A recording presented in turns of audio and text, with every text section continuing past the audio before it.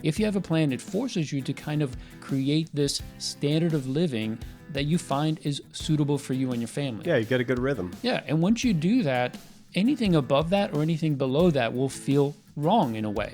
And so it guides you to say, you know what, this is enough.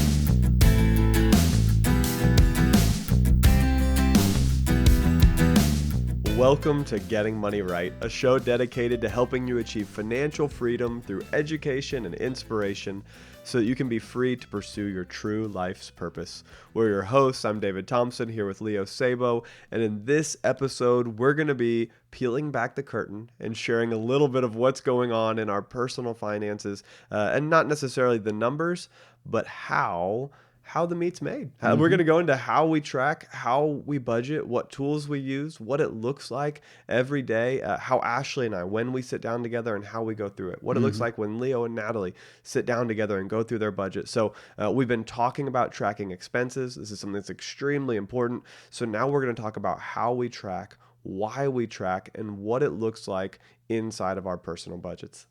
Yeah, I'm very excited about doing this because I think some of the practical things that we can share of the mechanics of how we do it, and even sharing the different ways that we do things, I think would be very helpful for our listeners. So I'll start out with my example. So I use a software called YNAB. It stands for You Need a Budget. And I'm actually using an older version. It's called YNAB 4. They have an online version now. That's the only one that you can get. I really like this version because it helps me to have this yearly perspective, which unfortunately the new version doesn't allow you to see. But I love using this, and the way it's broken down is I have a checking and savings account. I also have a credit card that I have built into here, which I use. But of course, all of these expenses, whether I use my checking or my credit card, it all comes out of these categories. So I have main categories like giving, housing, food, and in each one of these, I have broken it out into subcategories. And if you want to know more about the categories of a budget, we have actually done an extensive, I think 4 episodes that breaks all of these things down. I think it's episode 5, 6, 7, and 8. But we really encourage you to go to the first 10 episodes or so of our show, which really dive into the basics of a lot of this. So these categories and the way I manage them each month, and I have 3 months that I can view at one time. It gives me, for instance, July, August, and September. So I can see last month, I can see this month, and I can see next month. And each month has a budgeted column. This is the amount that I put in every category. The outflows column, which is what I've spent so far. So it's all the transactions. And then the balance column. So at any given point, I can look at my budget. And once I plug in my transactions, I can see what I've spent, what I started with, and what my balance is. That's so cool, Leo. You're able to see exactly what you have left in every category so that as you and Natalie track together, all of a sudden, you know, we've got this much left to spend by the end of the month, and we know where our goals are going long term. So for Ashley and I, as we started this budgeting journey, I remember us sitting down in our 1-bedroom apartment and me giving Ashley the budget that I had been living on from my 2-year career at that point and saying, here's what we're going to live on, you know? And she said, this is ridiculous. This is your budget. This is not our budget. And she said, I'm not going to live on that. I'm not going to use that budget. And so we had to start completely from scratch. And I say had to, this was a good thing. What that caused was it not to be my budget or her budget, but we said, okay, let's toss that out. Let's start with zero. And I think you can do this on paper where you literally just write it on paper. What we did is we took an Excel sheet, a blank Microsoft Excel sheet, and we just typed in at the top income. And we wrote out our income for that month. Right. And then we typed in at the top tithe. And we brought the first portion, the first 10%. This is a strong conviction for Ashley and I from a Christian values perspective. And we brought the first 10% and said, this belongs to God. It doesn't belong to us. And then we said, okay, what's next? Housing. And we began to list out exactly what our rent was. And then we said water and then electricity and then gas and then anything that had to do with housing, we lumped together under a miscellaneous category. Then we went into the next category and said, okay, what about transportation? And we literally in one column just wrote, car, gas, car, registration, car, insurance. And then we would go in and type in exactly how much we were going to spend. And we built this together from scratch, from the top down, So I'm saying this to you so that you know you can do this for free, but there are really cool tools like what Leo uses with YNAB that allow you to connect to your bank accounts and where you can download and automatically track. But even when you're first starting this journey, you've got to start doing it by hand Yeah. and really fully understand what you're doing. So we wrote out our budget, but the budget was just a plan. Now that we had the plan, we almost kind of copy and pasted the categories down another kind of below our budget.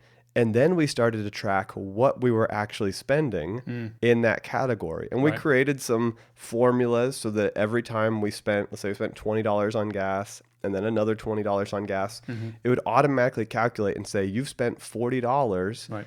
out of the $200 that you've allotted for gas. So we would know, okay, we've got $160 left that we can spend this month in gas. Right. So that was the beginning of our journey, was us sitting down together from scratch and building it together so we were on the same page. And now we still work off of a Excel sheet that is built off of that basic one we made over 7 years ago.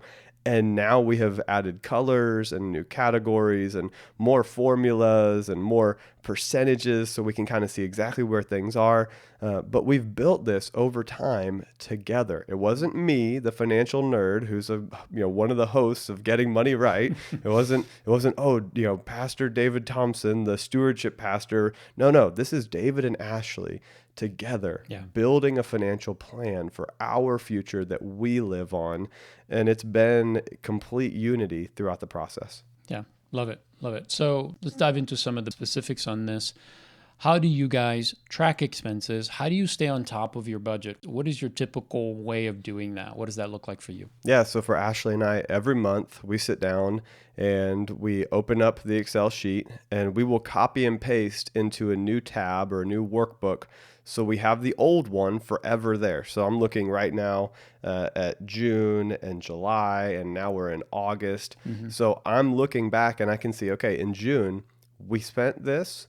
And it's there locked in. So when we create a new one for August, we copy and paste all the information over. So it's the same budget sheet. Then we change the name to August. But then we go through and we read each category together and we say, okay, do we affirm that this is what we're planning to pay in taxes? Do we affirm that this is what we're planning to pay towards our house this month? Is this what we're planning to do in gas this month? And some categories will change just a tiny bit month to month.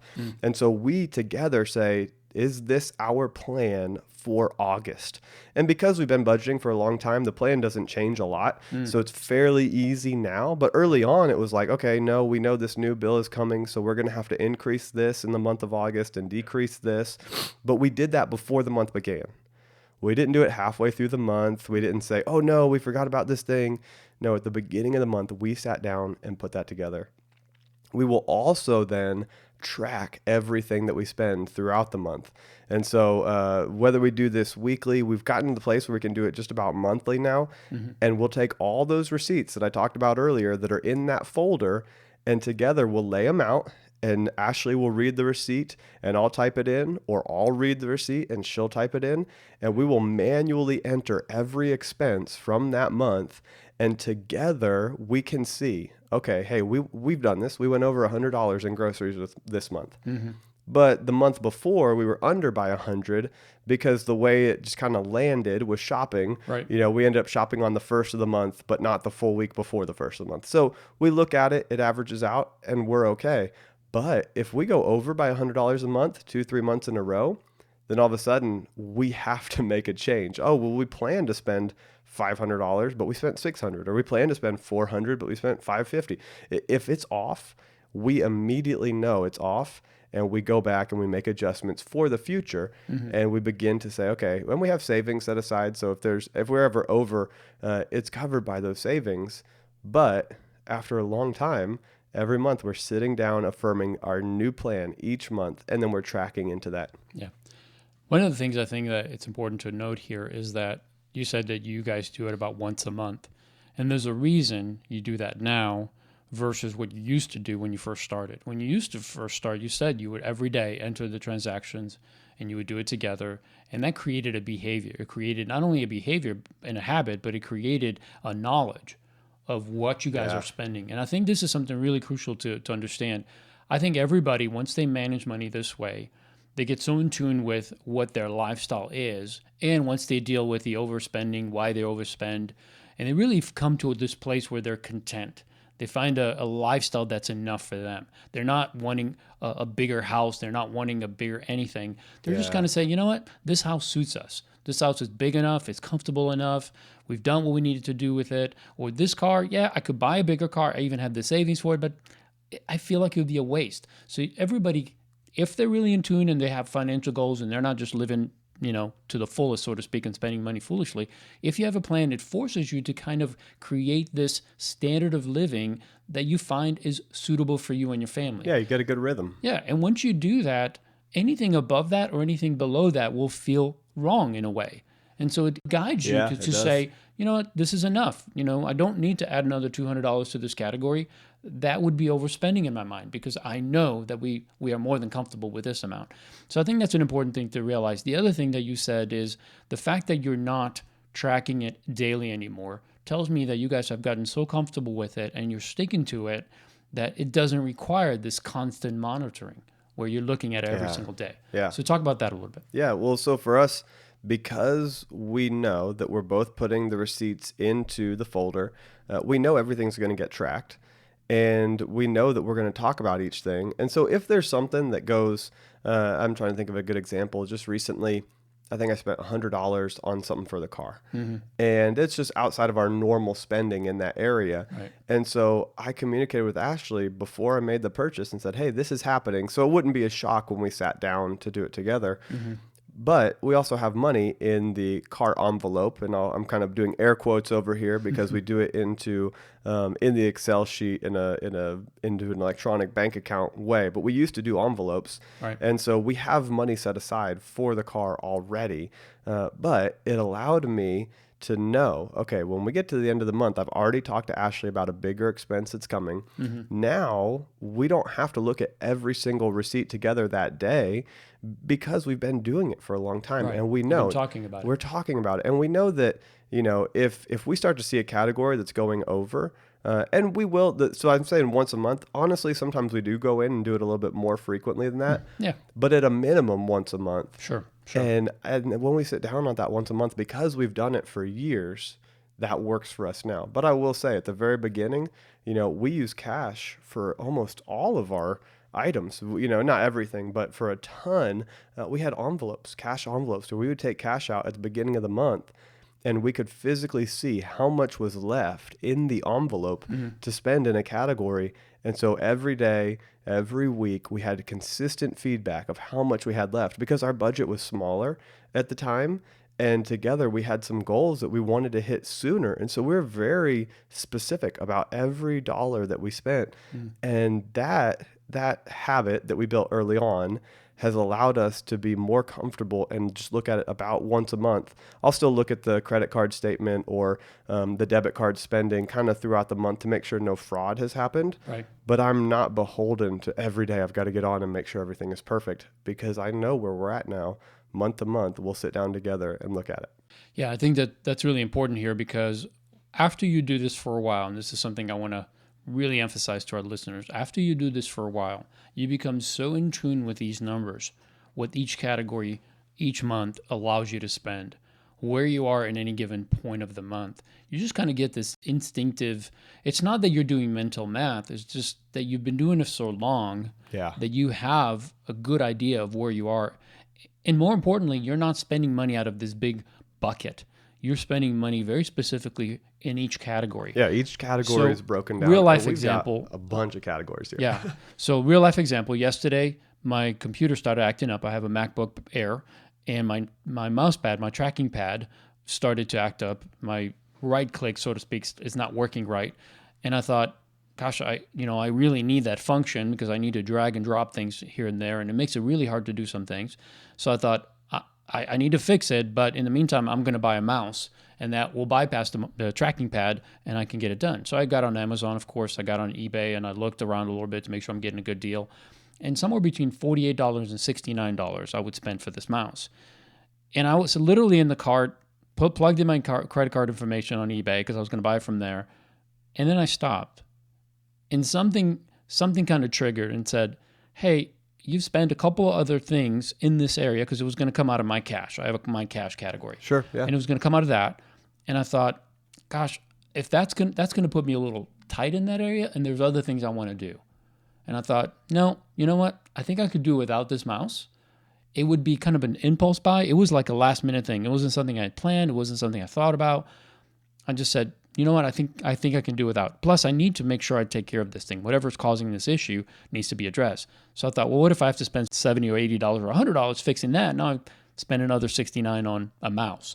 So my point is that I had it in my mind of where I was with that category, because I had tracked it. And making that purchase was going to get me a little too close to that balance being at zero, and I stopped. So my point in that is, knowing these numbers instinctively makes you make better decisions. It stops you from spending, or it makes you think about, well, maybe I do need to spend it, but maybe I need to wait a week or two. Maybe I'll spend it next month. And I think that's really key, because you become so familiar with this that eventually you're kind of just doing it, and it's not any effort to you. And if you sit down every week, every other week, or every month, it doesn't matter. You're going to stick 99% of the time. You're going to be right on budget. And I love that actually is the part of the journey, is that you don't have to consistently obsess over it, that over time it just becomes easy. Over time, it just becomes easy. I love that sentence, Leo. So let me ask you this. Ashley and I, when we started, we had physical envelopes, and that was a huge part of our budget for at least 5 years, but maybe 6 years of our married life. And we would physically go to the bank every month and take cash out. And we said, okay, every month we need $700 in cash, because so much is going to go to groceries, so much is going to go to haircuts, so much is going to go to setting aside money for birthday gifts for family and Christmas and all these different things. So Leo, how does that work for you and Natalie? How did you guys set aside for, it's not short-term savings, but it kind of is. It's like those things that you know you're going to need to spend that we manage through the envelope system with cash. How do you manage all these different categories? Yeah. So for us, because I kind of think of my budget as a yearly budget, I always have. So I think about every expense at the beginning of the year. So I somewhat estimate, and it's really not estimation, because I can always go back. I've had this budget running for now 10 years. So I can go back and look at what I've spent the last 12 months. And I can literally run a report, and it'll tell me, hey, you spend this much money in groceries, this much money in eating out, this much money in entertainment. And by doing that, and this is something Natalie and I do, at the beginning of the year, we sit down and we probably spend about an hour or two working through the numbers. We look at the last year's numbers, and then we determine, are these numbers still correct? Do we need to increase any, decrease any? We also do this, by the way, anytime that we have an income change, either up or down. Yeah. So if we get an increase, we sit down and say, how is this going to impact us? And it's a minor change at that point, because it's a matter of looking in each category and saying, is there any category that we feel needs to be adjusted, either up or down? And especially if there's extra money coming in, we might feel like a category has been really hard to stick to because there's just not enough money in there. So we'll bump it up. Or we may decide, hey, we want to increase our giving by a few percent. So we might give some of the increase to giving and the rest to savings. So that's something that we just instinctively do. As soon as we get an increase, we kind of sit down and readjust the budget. However, we always do it at the beginning of the year. And it's because we're looking at the last 12 months and determining, all right, is everything where it needs to be? What do we need to change? And by doing that, David, then what we can do is we can actually, and I love doing this part, that's why I love this budget program, is that I can put in the number in every single month from the January all the way to the end.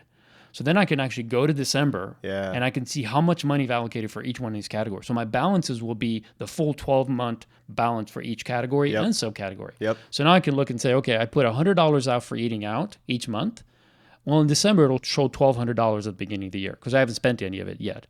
So what that does is if I want to save towards a certain thing, that's part of my budget, not an outside of budget savings, which I would do through my savings, but something that's within the budget. So I want to, let's say I want to save for a vacation. I want to save for Christmas. I want to save for a gift. I want to save for something like a giving a goal or something like that. Then I can put it right in the budget. And I know when I'll reach my goal. I can actually see it. And I know if I just put $300 in there for the next 9 months, in 9 months I'll have $3,600 and I can meet that goal. So that's why I love the visual part. For me, I have to see it. It's easier for me. But I will say that we started just like you guys, very hands-on. We did our first 7 years of our budgeting was pen and paper. Wow, seven Yeah. years. Yep. So there were no envelopes, but because we didn't, honestly, just didn't know. If we'd have had the envelope system, it would have been a lot easier for us. But we had to track it through a 3-ring binder, and every month I would have a category page for each of my categories. And then I also had, of course, the tracking expense, what we called the expense tracker. And then we also had our budget. So we had a budget page, which outlined what we were going to spend that month. We had a tracking form that allowed us to enter every transaction, and then individual category pages, which we can then track each one of those. So just like we do today, it's just it was a Yeah. little bit more involved. It was pen and paper. The thing about pen and paper that's so important, David alluded to this earlier. Well, actually, he said it. He said by actually doing it, it connects you to your spending. It allows you to see what you're doing. It helps you to see your behavior in a way that electronic tracking does not do it. Yeah. It's the same thing as handing over cash versus swiping your credit card. When you hand over cash, you feel the loss. When you swipe your credit card, you don't. When you track your expenses manually, you really connect to that expense because you're writing the actual amount and where you spent it instead of just looking at it from electronically. It's just different. Yeah. And I think it's really important if you can train yourself and somehow to do it that way at the beginning, great. But even if you just do it electronically, do it every day because it keeps you in tune to that and it helps you to understand these numbers intimately so that down the road you can do it once a week, once a month.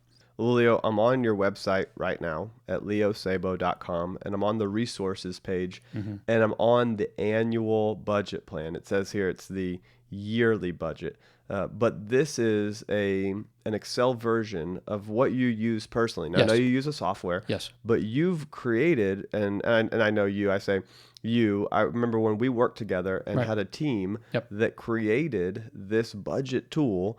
And this tool is doing exactly what you're talking about, and it's free for people to access. Right. So you can go to leosabo.com right now and download the yearly budget tool, and you can see everything you're going to spend throughout the year just by putting in your budget. And I think this is so cool. It's something that Ashley and I's Excel tool that we created doesn't have an easy functionality to do that. Now we can build it in, and I have built some things in over time.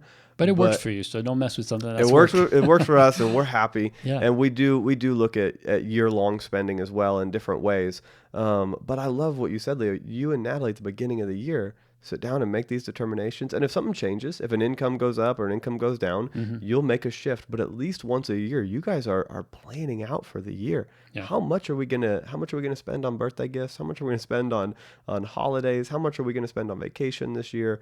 And you're putting that in. And I'm looking at the form. I downloaded it off the website, so I've got a fresh one on my computer right now.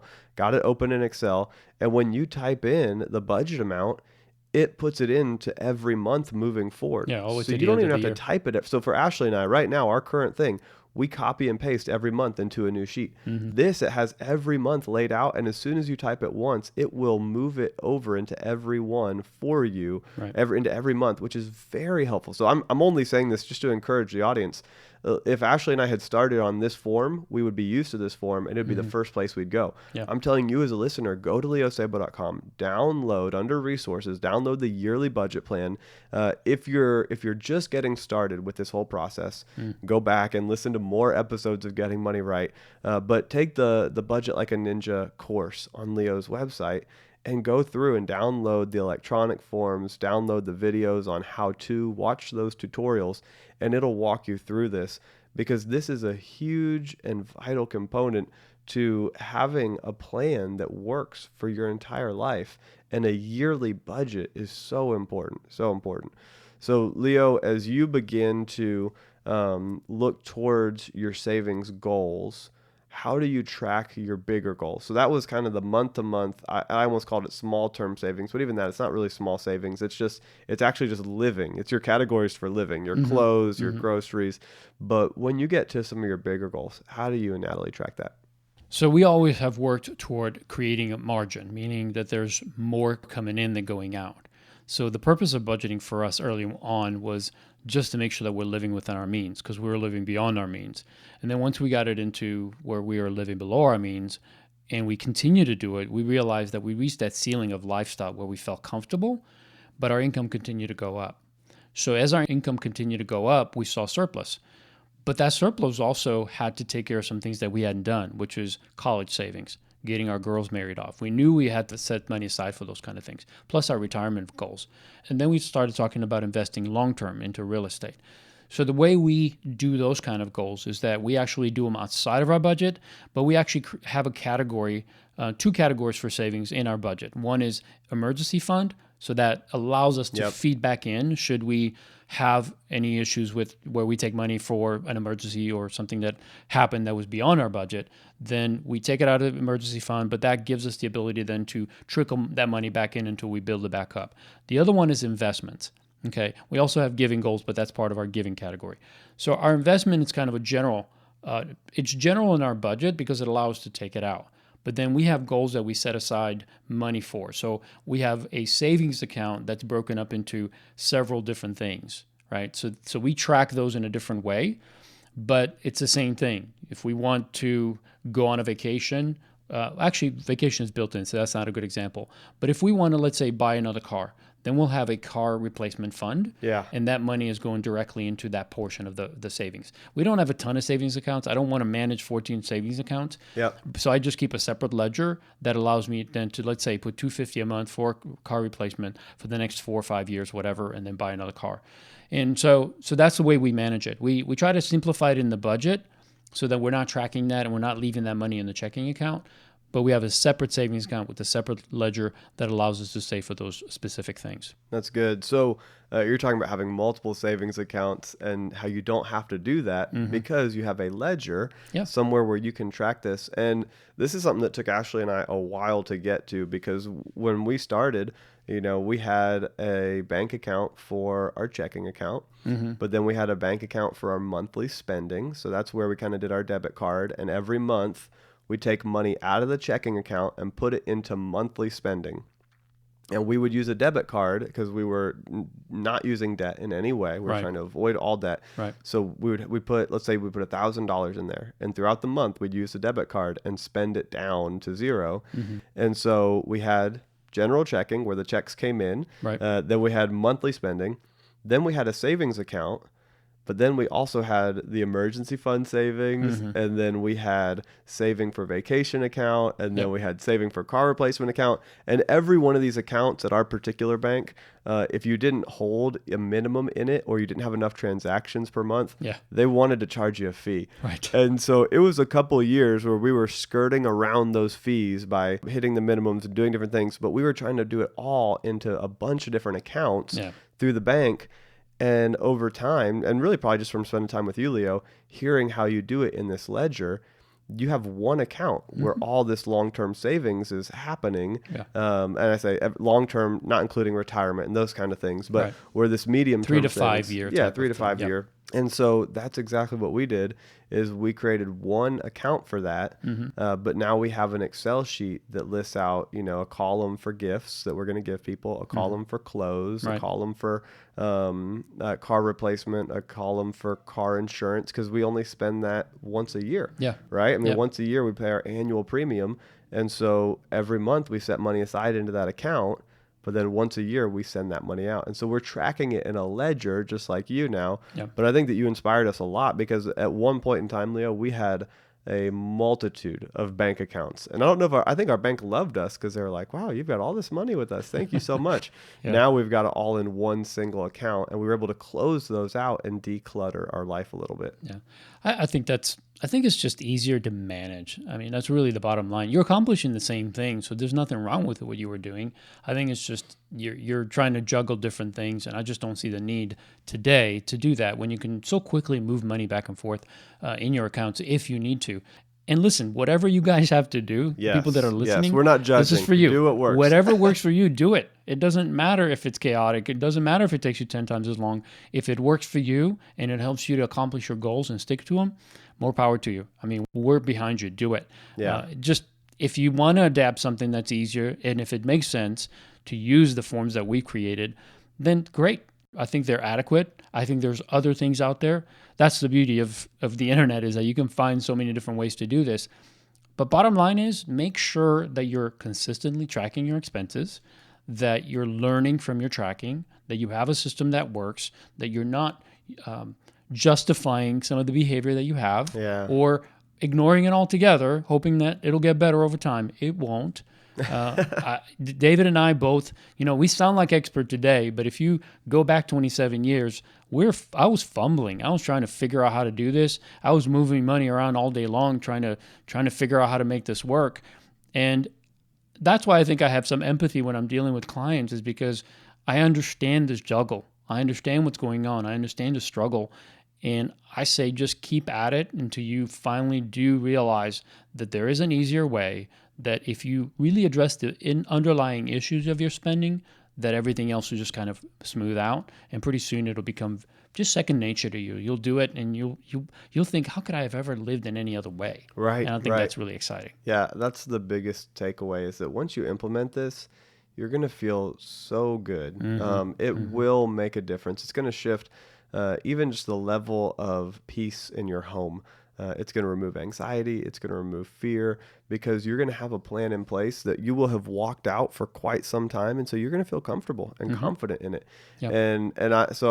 One of the reasons for this episode is that you can hear that two people who enjoy finances do things slightly different, and that's okay. So if you do it slightly different, that's okay. We also want to hear from you. If you've got a great idea and you're like, hey, I heard David and Leo talk about their personal finances a little bit, but here's something that I didn't hear, let us know, because if we can improve, or if we can add on or share that information with the audience. We're constantly learning also. Yes, we're constantly learning. We love it.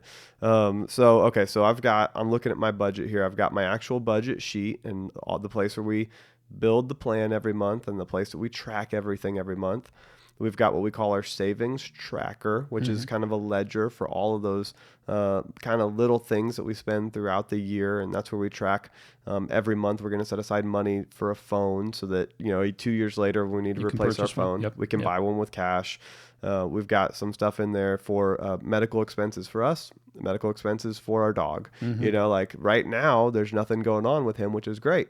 But we still put a little bit of money in there every month, because at some point he's going to have to go to the vet. He's going to have something, right? Yeah. And so we have that. We've got car maintenance, car replacement. So that's kind of our savings tracker for those smaller goals.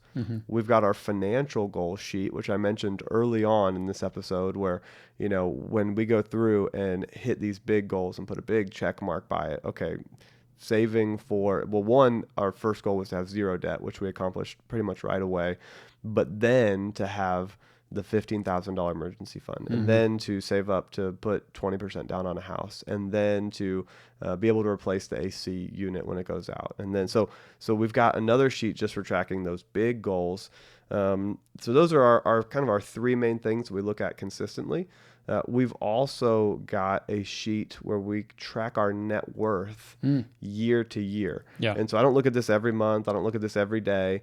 But I kind of want to know, over the course of 1 year, 2 years, 5 years, are we trending upwards?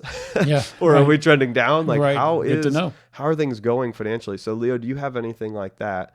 What are some of the other tools? So those are the kind of the three sheets that I use. What are some of the sheets or tools that you use when you look at your overall finances? So I do have a net worth option here when I run the report, but because I don't have all of my finances in here, I don't use that for this. I do have a separate sheet. I usually will sit down about once a year and look at that and say, how did we do this year? Did we move in the right direction? We moved in the wrong direction? And I think it'd be a good idea for me personally to focus on it more, because having a longer term perspective, I'm very good in the details. I'm very good month to month. I have a solid budget, but tying that into what can I do to maximize my net worth and grow that? I think there's something to that. So I think it's important to look at all of that at least once a year, but maybe even more often, because I think it's important to have that long-term perspective. Yeah, and I think for me, when I look at this, the goal, my life is not all about wealth and net worth. Like, I don't find my worth in my net worth, right? So I think it's important to say that. It's also important to realize that as you save long term, you have to have a strategy in place for investing. And depending on your strategy, your net worth may fluctuate. And so don't let your whole world be tied into, it has to go up every single year. Everything has to be perfect. Right. We have investments. And so in a good year, they're going to go up. In a bad year, they're going to go down. Sure. So I don't look at it every month, but I do want to have a pulse on it. I Yeah. do want to know where our finances are going. Are we paying our house down? Are our cars going down in value? How much equity do we have? Are there any debts that we have? We don't have any debts besides our mortgage. Right. But is our mortgage going down? Is our home value going up? And just once a year, getting a snapshot, let me look at all of our investments and kind of see, have they gone up over the past year or two? If it's constantly an issue, then I need to re-look at my investment strategy. It's really good as a manager to keep an eye on those things. And so I was wondering what that looked like for you. If you're listening and you want a good net worth tool, we've got one at the church that I work at as a pastor. And so you would just go to gatewaypeople.com/resources/stewardship. And there's one on there. And Leo, I wouldn't be surprised if a good net worth tool popped up on your website in the near future. Yeah, I do have one. I've never put it on there. It's actually one. It's one of the forms in a much more elaborate spreadsheet that I have that I use. But yeah, I think it's a good idea to have one on there. So I'll pull one together. I'll have somebody pull one together. I'm not an Excel expert, but I know experts. So definitely will come up with one to provide, because I think it is important. Again, it's the long-term perspective. And although you don't have to obsess about it every single day, it's something you should look at least once a year. Yeah, it's good. Well, we just want to thank you for joining us for this episode. If you haven't had a chance to rate our app and to give it a 5-star if it deserves it, we'd love for you to do that. I have heard that more and more people are listening to it. I have a client in Chicago that I've been working with, and she's been telling everybody about it. So I know more and more people are hearing about it, and it's really through the word of mouth that more people will hear this message. So we'd love for you to share it. If you want to know more about stewardship, the biblical side of managing money, something that David and I are grounded in. This is something that has been our life for many, many years. David has a great resource at stewardshippastors.com. It's a wealth of information on that website, videos, teachings, testimonies. There's so many great things there. And if you are in a church where they're really not teaching on this, and many churches, unfortunately, are not, this is a place where you can go and you can point your pastor or your leader to it so that they can find out more about this ministry and something that maybe they can embrace and use in their own congregation. And be looking forward to David's book. It's coming out soon, Jesus on Money. It's going to be a great resource for you, but also for many spiritual leaders that can use it in teaching their own congregation. So check that out. And we just want to thank you for spending some time with us today. And we look forward to having you join us next time so that together we can keep getting money right.